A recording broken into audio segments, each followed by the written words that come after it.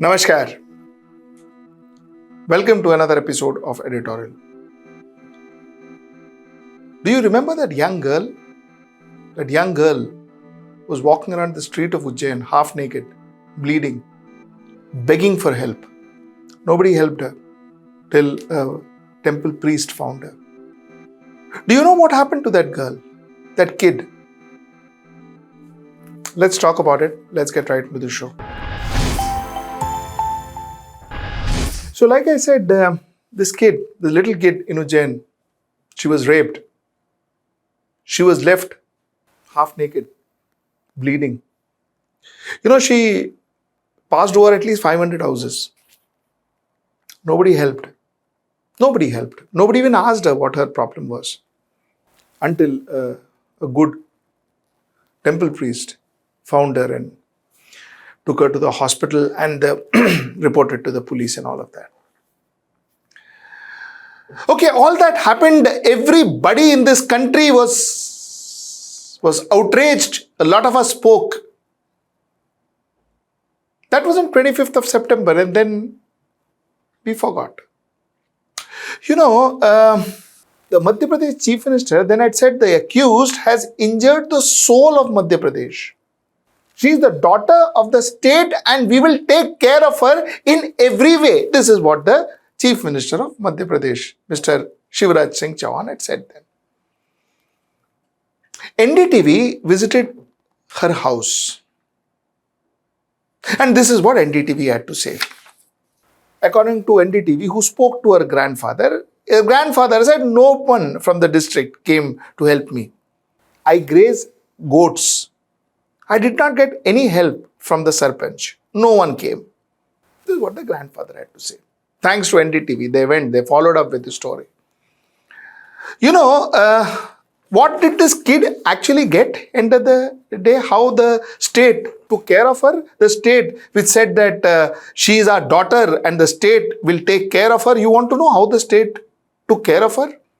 The Bharatiya Janata Party leader there gave her 1,500 rupees. And this gentleman's name is Mr. Surendra Singh Garewar.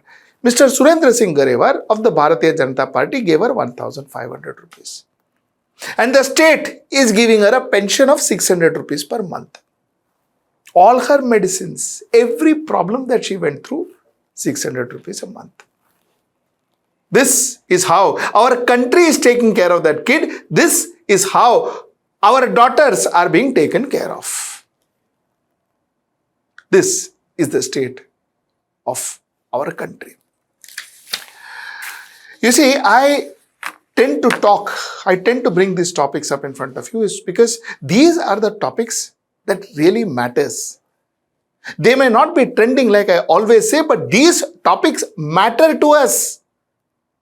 This is the future of India and that is why I get this topic. Now let me talk to you about rising crime against women in India and I'm going to show you some NCRB figures. Look at your screens.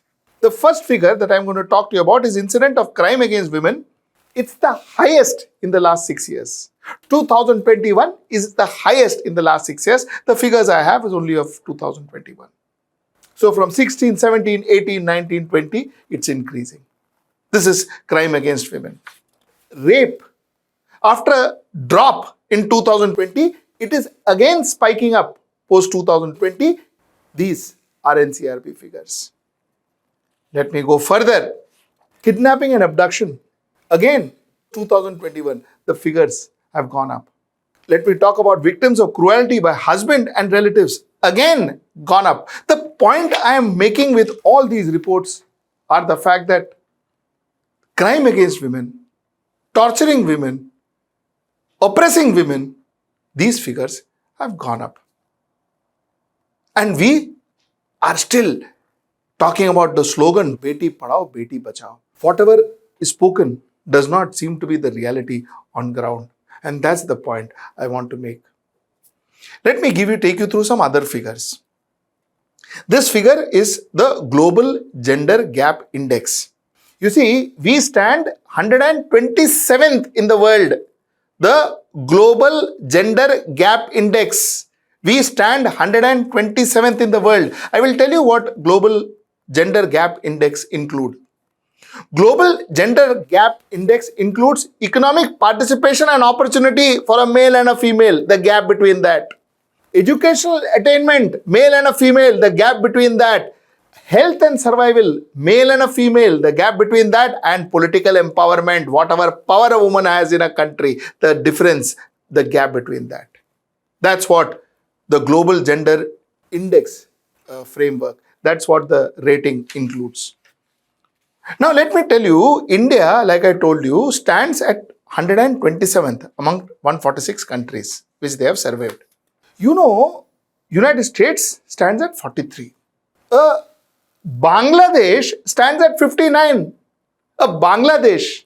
We are 127, Bangladesh 59. There is more gender parity in Bangladesh than in India. Brazil stands at 57.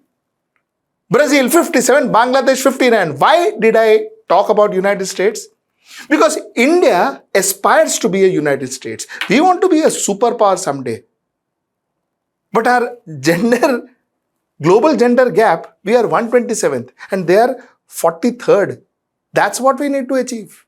Because cumulatively, we become superpower.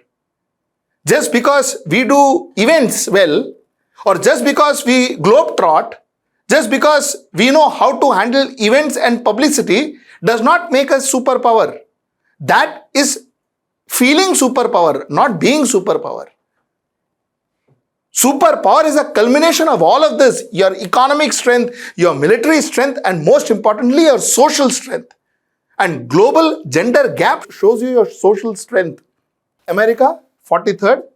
India, 127th. Why did I mention Brazil? I mentioned Brazil is because Brazil is a country which is also seen to be a country which is growing fast. It's a fast growing economy like India. So therefore I spoke about Brazil, and Brazil, like I told you, is 57th. And we are 127. The reason I spoke about Bangladesh as an example is because Bangladesh economically and in all fronts is seen below us. Below us. Gender gap. Global gender gap, they are better. They are 59th, we are 127th. Let me take you through some sub-index. As far as economic participation and equal opportunity is concerned, we stand 142nd. 142nd.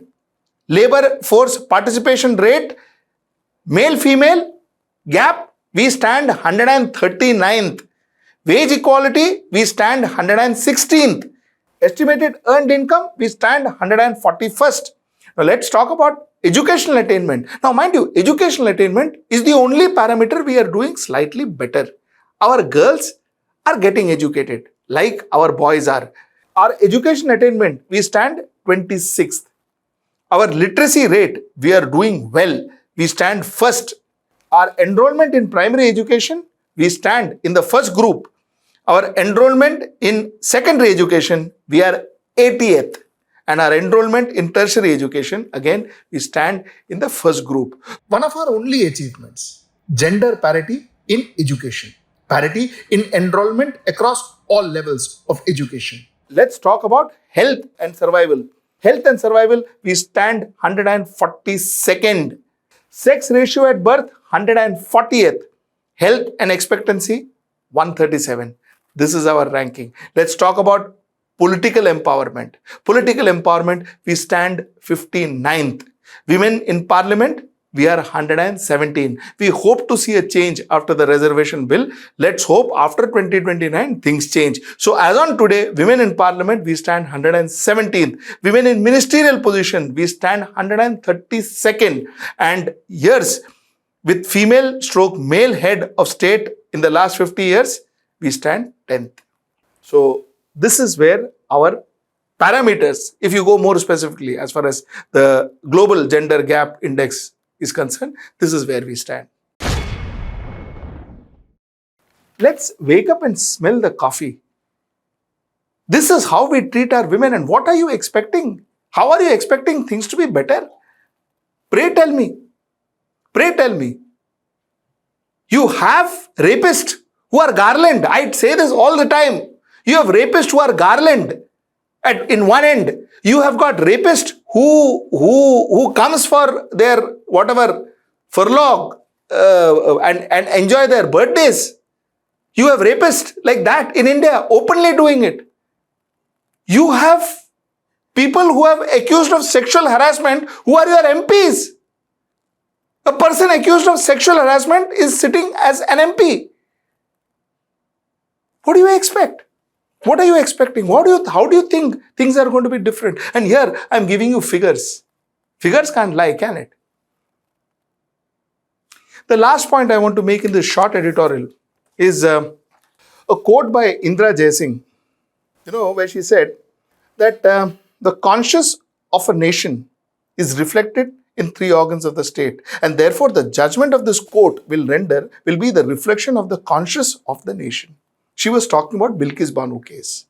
She was talking to the Supreme Court saying that, listen, how can you let Bilkis Banu, rapist and murderer of her family, go free? It will reflect the conscience of the nation. That little child from Ujjain, our child, that child was paid 1,500 rupees and given 600 rupees pension. The child of Madhya Pradesh, like the Chief Minister said, the child that Madhya Pradesh should be taking care of, 600 rupees pension and 1,500 rupees. Nobody even went to see her. This is the conscience of our country. This is the reflection of the conscience of our country. My question tonight is, do you agree to this? Do you relate to this consciousness? Is this our conscience? That's the point I want to make today. Like I said, short editorial, but till I see you tomorrow at 10 o'clock. Namaskar.